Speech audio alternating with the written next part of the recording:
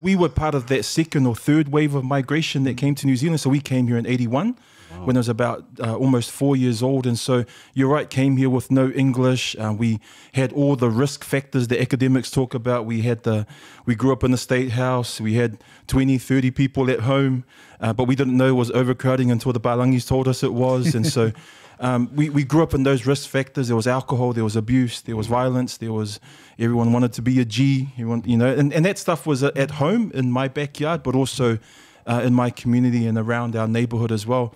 So to be honest, also, I love Mangele. Yeah. I love my neighborhood and my community, but there's a bunch of stuff I hate as well. And I think about the crime, the violence, the domestic violence, some of the things the gangs do. And so I guess growing up in that neighborhood, you learn to understand the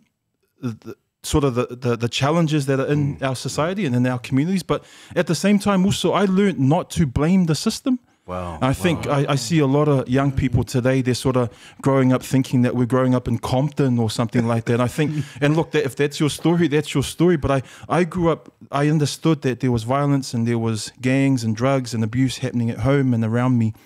But my mum and my dad taught me really strongly, even though we were poor, even though we struggled through with the whakalawe life, the religious life, the living in South Auckland life, we didn't want to blame the system. We didn't want to say that it was the Palangi's fault for putting us there. And so our faith kept us going, but also the pathway to education kept us going. And I think that's where why my parents brought us from Samoa, the beautiful lands of Samoa, to give us a chance in education and in employment. And so it was a struggle, but I think it was a struggle that a lot of us went through in that generation. And I think of the fact that our people have been here since the 40s or 50s with no English, limited English, working in the warehouses, manufacturing jobs. Yeah, they bought houses, started businesses. It's their immigrant story.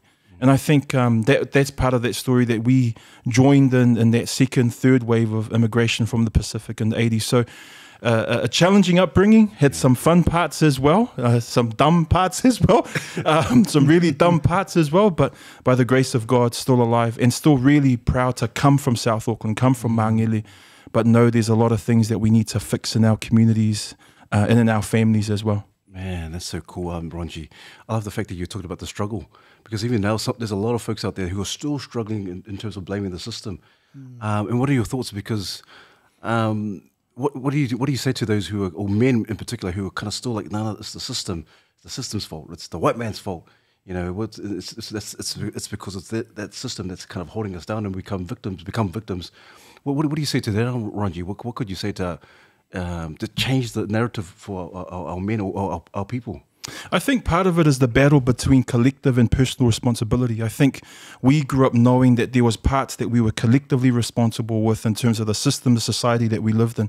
But my parents ingrained in us the fact that actually there were things that we were personally responsible for. And I think that's the battle that happens in society and politics, where is it the system's fault where we're collectively responsible, or is it my fault because I made a dumb decision? And so I guess the challenge that I'd like to give to men, especially to our fathers and our husbands and our uncles, and I think that might be my wife's that's calling. That's all good. Hey, but I think part of the challenge there is that there's no perfect system. Yeah. Hey, we live in a broken, fallen world where there's wickedness and evil and sin, what I believe is the root of all of that brokenness in the system. And so because there's no perfect system, we need to understand, how do we function within that system? How do we learn to challenge that system? How do we not blame that system, but actually make this as many good decisions as possible to try and improve and thrive as men and thrive in our families? So I think it's a bit of both, to be honest. I think there's an understanding that there's parts of the system we need to try and challenge and fix. My role, my current job is involved in a lot of that at the moment, but at the same time there's things that we are personally responsible for, that we need to own as people and as a community, that isn't the white man's fault. That isn't based on because everyone is racist. I think that's a complete fallacy. It's cool. It isn't based on the fact that, because I think the danger with that also is that it keeps us in our tribes. You islanders stay here, you Sangers stay here, you Palangis stay here, and it keeps us tribal and warring against each other, where actually when these things keep dividing us, it doesn't actually bring people together and work out what's beautiful, what's wonderful, and fighting for what's true and right, not necessarily just hating on each other because we're saying that everything is racist and you're a racist because you disagree with me, or you know. So I think there's a whole lot of that kind of stuff. But I think the challenge that I would give is that, again, understand the difference between what's personal and what's collective responsibility, and understand what it means to not blame the system. Maybe try and influence the system, change the system where we need to, but there is no perfect system. Mandate.